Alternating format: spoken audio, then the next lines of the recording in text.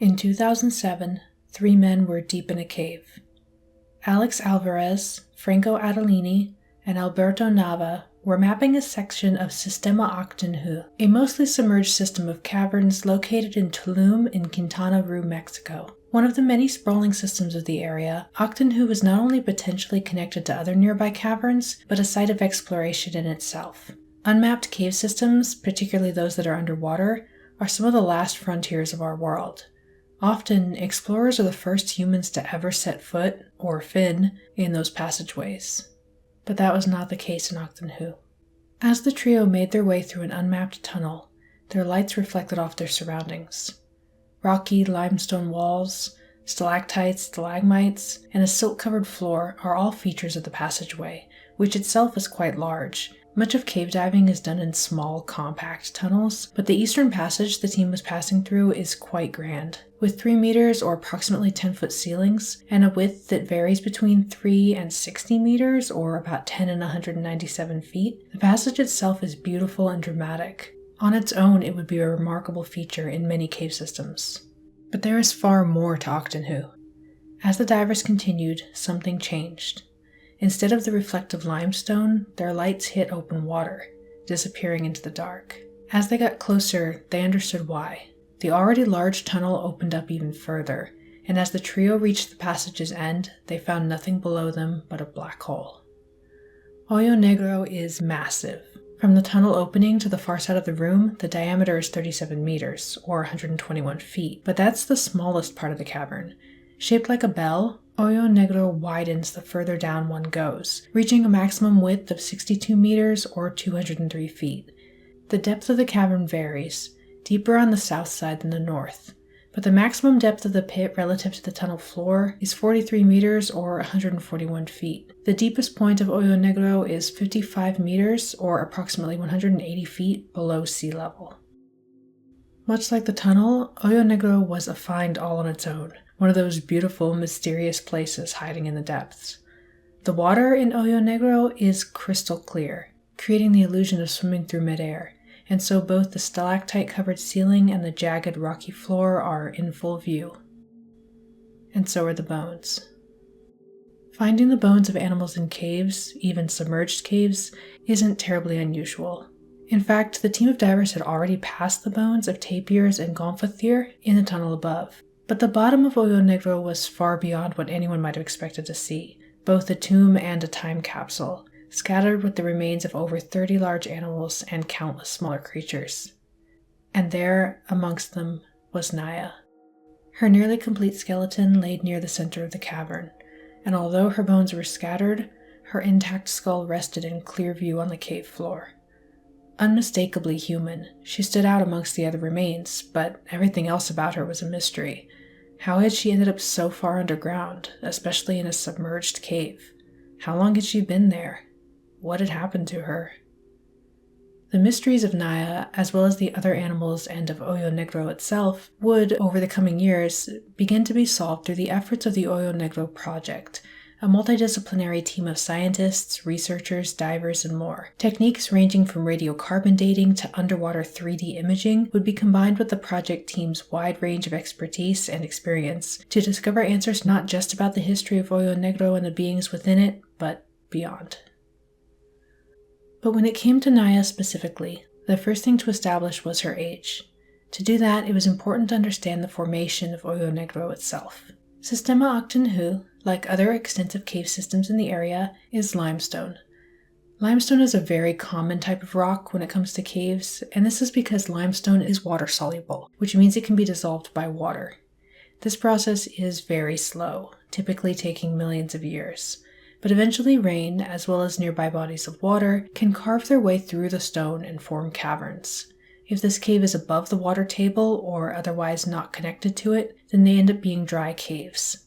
If they have passages below the water table, whether all the time or during high water events such as flooding, they may be called wet or wet-dry caves. If the caves are fully submerged all the time, they're underwater caves. These are typically the caves someone thinks of when they think of cave diving. Aktun Hu has cycled through these different categories throughout history. Being near the coast, the groundwater of the area has historically been similar to the sea level, which helps in tracking the development of the caverns. Aktun Hu formed as a submerged cave, and it's a submerged cave now, but for a time in the late Pleistocene, an epoch which occurred approximately from 129,000 to 11,700 years ago, it was mostly dry. This was known from other cave systems in the area, but Hoyo Negro itself told the same story. Formations of cave coral, calcite sediments, and other similar features all marked different water levels over time, as did a particularly distinct band of orange staining on the walls of the cavern. This staining was created by the surface of a subterranean pool, indicating that even during its dry period, a shallow pool of water existed at the bottom of Hoyo Negro. All of these features create a general timeline for Hoyo Negro, and by extension the bones within it, as there were only a few explanations for how the bones could have ended up there. Although it was considered that the bones might have been swept into the flooded cavern from a different location or through a nearby cave entrance, this idea was mostly ruled out.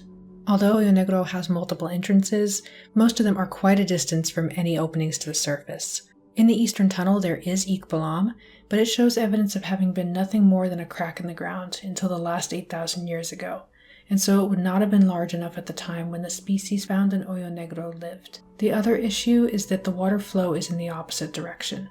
Anything swept into Ikbalam would move further up the eastern passage, away from Hoyo Negro. This indicates it's much more likely that animals reached Hoyo Negro while Aktun Hu was mostly dry, during the late Pleistocene. However, since this is a wide range of time, nearly 120,000 years, finer analysis is necessary to narrow down the dates even further. For Naia, two main methods were used to more precisely date her remains. The first was radiocarbon dating, which was done directly on samples of bioapatite taken from her bones. Samples were taken from one of her teeth and also from a fragment of rib. Radiocarbon dating is a very useful method of dating organic material by looking at the proportions of different isotopes of carbon. Isotopes can be thought of as varieties of an element. Although the element itself is unchanged because the number of protons in the element are consistent, the number of neutrons can vary, and this produces different isotopes. Carbon, which has 6 protons, has a variety of isotopes, with carbon-12, 6 protons, 6 neutrons, carbon-13, 6 protons, 7 neutrons, and carbon-14, 6 protons, 8 neutrons, occurring naturally. Carbon-12 and carbon-13 are stable, meaning that they don't decay, which is the process of giving off radiation as the protons and neutrons try to balance themselves into a more stable state. Radioactive isotopes decay because they're unstable, and radiating excess energy is a way to convert themselves to a more stable isotope. Carbon-14 is radioactive, decaying through a process called beta decay. This converts carbon-14 into nitrogen-14, a stable isotope of nitrogen. Although beta decay itself is very fast, the probability of an isotope undergoing decay in general depends on how unstable that isotope is, and this is where half-life comes in. The half-life is the average time needed for half of the atoms of a particular sample of isotope to have decayed. For carbon-14, this is about 5,730 years. So if you started with 100 atoms of carbon-14, after 5,730 years, you'd have about 50 atoms of carbon-14 remaining on average. Radiocarbon dating relies on the premise that if you know how much carbon-14 existed in the sample originally, and you measure how much remains, you then know how much time has passed.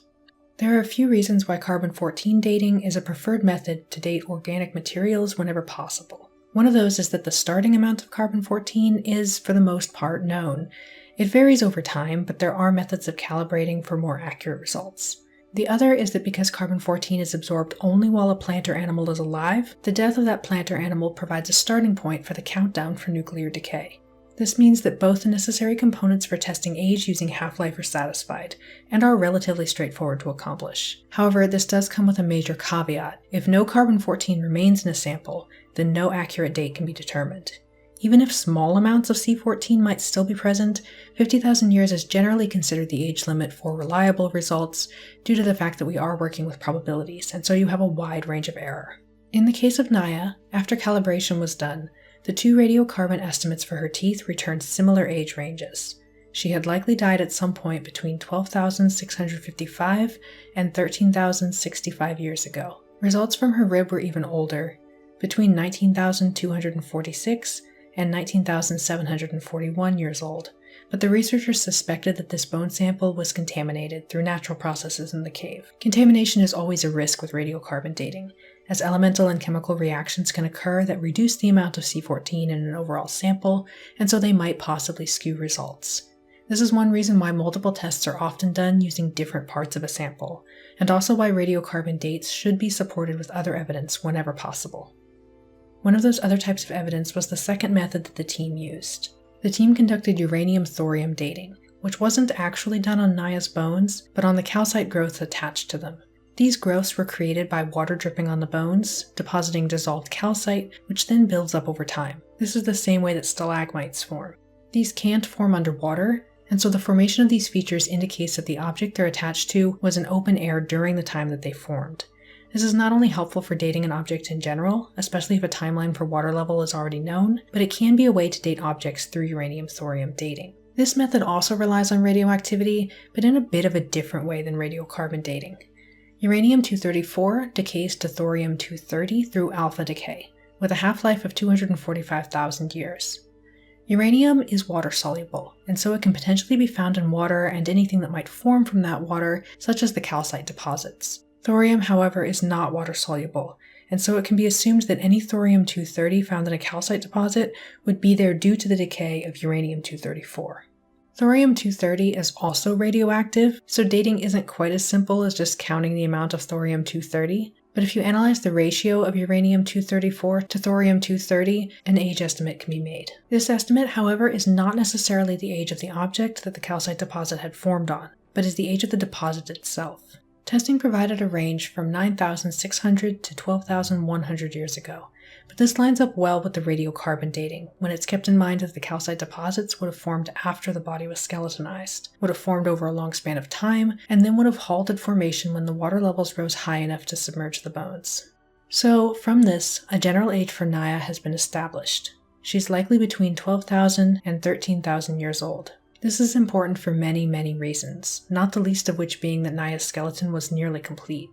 Most of the other skeletons found in the Americas from a similar time period are damaged or missing large portions of the remains. Naia, therefore, provides a unique opportunity to learn about the ancient people of the Americas. One of those areas that she could shed some light on is genetics. Naia's teeth didn't just provide samples for radiocarbon dating, but also for genetic testing. There are several different types and methods of DNA testing, but the main three are autosomal, the term nuclear is used interchangeably, Y-DNA, and mitochondrial or mtDNA, again, interchangeable. For those who have done an ethnicity test through a company like Ancestry or 23andMe, this was an autosomal or nuclear test. It's an analysis of the 22 pairs of chromosomes, plus sometimes the X chromosome or chromosomes, and it provides information about recent ancestry, usually about 6 generations back on average, but this can be a little more or a little less depending on the random genetic inheritance. Autosomal DNA can therefore be used to find information about a person's recent history, as well as to find relatively close familial relationships. Y-DNA is also known as Y chromosome testing, and it looks at the Y chromosome only. This means that not only is a Y chromosome required for this type of test, but because the Y chromosome can only be inherited from a parent who has one, this type of test only looks at one small part of the genetic line. Typically, this is the father's father's father's father, etc. Because the Y chromosome naturally mutates over time, different variations are classified as different haplogroups, haplotypes, and subclades.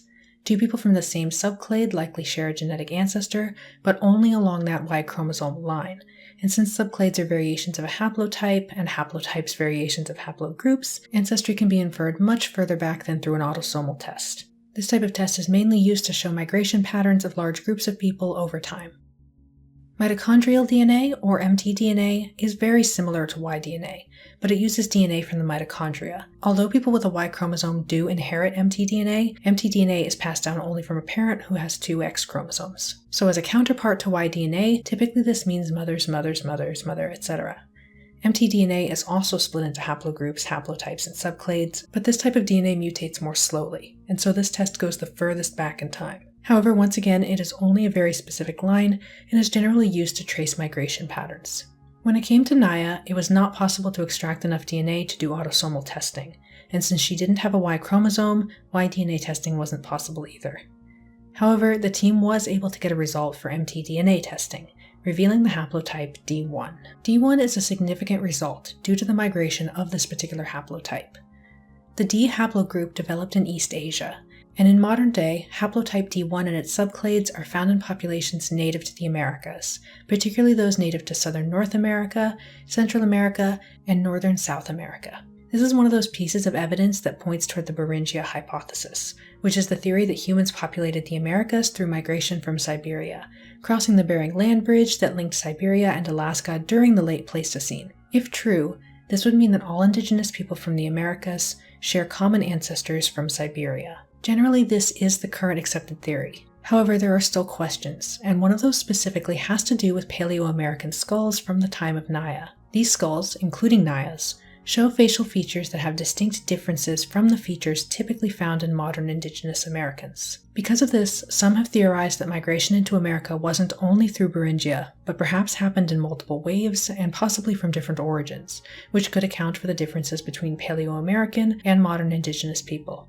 However, because Naia was found to have both those Paleo-American features and haplotype D1, this lines back up with the Beringia theory, and suggests that the Paleo-American features simply changed over time to eventually become those that are seen in modern populations. This debate is far from settled, however, this information is an important piece of a larger mystery, and further analysis of Naia's remains might still reveal much more about the people who lived in America at the time. But these are grand overarching questions. What about Naia herself as an individual? What is known about her? Aside from the general time period that she lived and her mtDNA haplogroup, the Hoyo Negro project was able to learn several things about Naia herself. First was that she was small, with calculations based on the length of her femur putting her height at about 148.6 centimeters or a little over 410.5 inches, but with an error of plus or minus 3.8 centimeters, she likely stood somewhere between 144.8 centimeters or 4 foot 9 inches and 152.4 centimeters or 5 foot even. Her bones are noted to be particularly slender, indicating she had a slight build and was likely less than 110 pounds or about 50 kilograms. She had broken both the bones in her left forearm at some point in her life, and the type of fracture indicates it was caused by violence rather than by an accident. Her teeth had many cavities, and there was evidence of extensive gum disease, and the lack of wear to her teeth indicates she had a mainly soft diet, and she might have eaten a lot of fruit or honey in the last years of her life. She was in her mid-teens, likely 15 or 16, and despite her young age, she was a mother, her bones showing evidence that she'd had at least one child. How she died isn't entirely known, but it was almost certainly as a result of falling into Hoyo Negro. The impact broke her pelvis, and she likely died on impact or shortly after. It's also unknown exactly why she had gone so far inside the cave, but one theory is that she had been in search of water, which might also explain the animals whose remains were found in the cavern. Recent discoveries that humans were mining ochre from within nearby caves during the same era that Naia lived could also point to another possible explanation. But ultimately, whatever the reason that she ventured into the cave, she never left. It's easy to forget that skeletons, especially those that are thousands of years old, once belonged to someone. They were once part of a living being, a being that had thoughts and wants and feelings. Naia was a person, and it's no less tragic that she died so young just because it happened over 10,000 years ago. Did anyone notice she was gone? Did her children or other family miss her? Questions like this might be part of the reason why the Hoyo Negro project gave her a name, rather than by calling her by her catalog number HN5/48. The name Naia is derived from the Greek naiads, who in Greek mythology were nymphs that resided in freshwater lakes, ponds, and springs. Hoyo Negro, along with the rest of Aktun Hu, is filled with fresh water, making the name a fitting one for someone who had spent so long in its depths. Of course, Naia's remains weren't alone in Hoyo Negro. Over 30 large animals rested in the cavern as well, and although many of them were the sort of species that might be expected, there were still several surprises amongst them. One was an entirely new species of giant ground sloth, named Nohochichak Kibalbaka, a combination of Mayan words that translates to great claw that dwells in the underworld. Although scientists have been unable to directly date the bones of this animal, it's currently believed that it dates to a similar time frame as Naia, or potentially a few thousand years older. Other noteworthy finds include animals that were known, but were never found in this particular area, such as Arctotherium wingae or the South American short-faced bear. In addition to being outside of its previously known range, Intact skulls and leg bones of this species had never been found before the specimens in Hoyo Negro. There were also several candid species recovered, including 2 extinct species and 1 extant. And although the final identifications of those species has been difficult to pin down, it does seem that at least one of the extinct species was Protocyon troglodytes. Like A. wingae, P. troglodytes had only been found in South America before the discovery in Hoyo Negro. And this find, along with A. wingae, indicates that the ranges of some late Pleistocene animals may have been wider than previously believed. Currently, research continues on everything from the cavern itself to the animals within to Naia. Unfortunately, science is subject to funding, and so these sorts of projects are often at risk, relying on grants and donations to continue their work. I'll be contributing a part of the proceeds from this video to the Hoyo Negro project, and please consider donating to the project yourself if you're able to and interested in supporting their work. I'll have the information in the description below. And circling back to Naia once again, unfortunately, although the Hoyo Negro team had wanted to leave Naia's remains where they had lain for so long, her bones had to be removed from the cavern due to unauthorized cave diving in the system. Although these dives themselves might have been mostly harmless or even completely unnoticed if the unauthorized divers had simply passed through the cavern, in 2011 the Hoyo Negro team began to discover that bones were being moved on the cave floor. Even worse, by 2014, damage had been done to several bones, including some of Naia's, and the team decided it was best to remove her from the cavern. But although it was tragic that her resting site had been so disturbed that she could no longer safely remain there, if we look at it another way, there might be something beautiful about it. After over 10,000 years in the depths, Naia once again saw the light of the sun. And that is it. Sorry for the wait on this video, especially the extended wait on this video, but I hope the final product was worth it. I'm not sure what it was about this topic, but when I stumbled on Naia's Wikipedia page a few months ago, I was completely entranced. Even though I wasn't totally sure there would be enough information to make a video on it at this time, I just kept thinking about it before finally stumbling onto the project's website and the research papers and all of that, and from there the script just wrote itself. Also, since the primary focus for this video was on Naia, I kind of glossed over a lot of other information about the cave itself and the other animals, some of the other research techniques, and so on. So if you're curious about those sorts of things, there is definitely more information out there, and I highly suggest taking a look at the Hoyo Negro project website to start with. There was also information out there in the form of papers that were paywalled. I don't remember if any of them were specifically Hoyo Negro project papers or if they were more surrounding research papers, but there's definitely more information out there to find. You may just unfortunately have to navigate paywalls. But as always, please let me know if I missed something or if I made a mistake. I know I probably killed the pronunciation on some things, but I swear I tried so hard.